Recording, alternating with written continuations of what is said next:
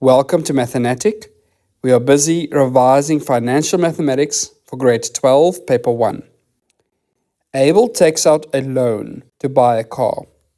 He repays the loan with payments of 4,000 Rand per month for 5 years. Repayments start 1 month after the granting of the loan. The interest rate is 24% per annum compounded monthly. Calculate the purchase price of the car. So here is the solution for this problem. But let's work through the information to see how we lead to the solution. Abel takes out a loan. So that word loan tells me that I need to consider the P formula from my formula sheet. Because loan means I'm getting money right now at present. So we need to use the present value annuity.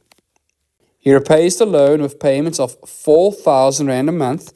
So that 4,000 Rand right there represents our X value. So that's our monthly payments. And he makes payments for 5 years. So it's per month for 5 years. So that means we can work out our N value. So N is 5 years times a monthly payment or 12 payments per year. And that means our N value is 60 payments in total.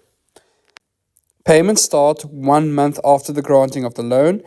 Now that sentence right there is not something you really need to be concerned about.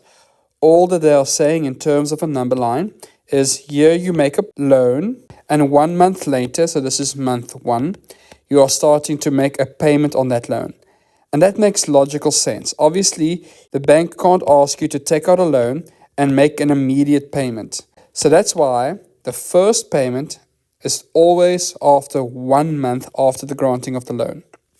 The interest rate is 24% per annum compounded monthly.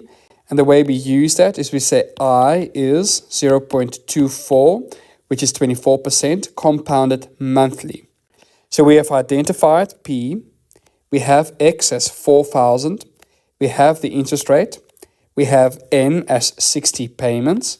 And what I want you to notice, what students normally miss or usually miss, is they forget to put the negative here with the 60.